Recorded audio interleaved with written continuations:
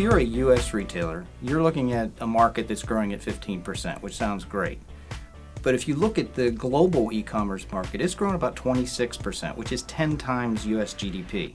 You value the quality of U.S. brands much more than your local brands. So it's something that you can leverage and really extract the value from the global consumer.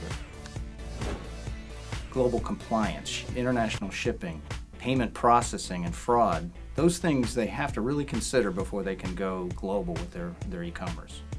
Strategically, they got to think about how do they position their brands across the world. Tactically, how do they generate demand within their country? How can they be educated about their brand so that they can come and buy from them? On the operational side, they often look to try to find a third-party provider.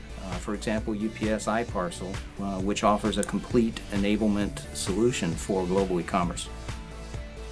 It's creating a brand-consistent consumer experience. Some things consumers really want to see, they want to see their own currency, they want to see their own language, they want to feel welcomed, but they also want choice. So from our consumer surveys, we know that the second most important thing from a consumer perspective is a variety of payment options. Also, a very important one is a variety of shipping options. So there's a segment of consumers who value expedited shipping options, and there's a segment of consumers who are more value conscious and want economy shipping options. If you wanted to target consumers in Brazil or India, you would think about Facebook as a really good mechanism because they're very active on social media. On the other hand, if you're in China, you might want to think about mobile and WeChat. Retailers have to think through what they want their returns policy to be. Often it's not the same as their domestic returns policy. They also need to think about trackability and visibility to the shipment. Consumers want to know where it is and when it's going to arrive.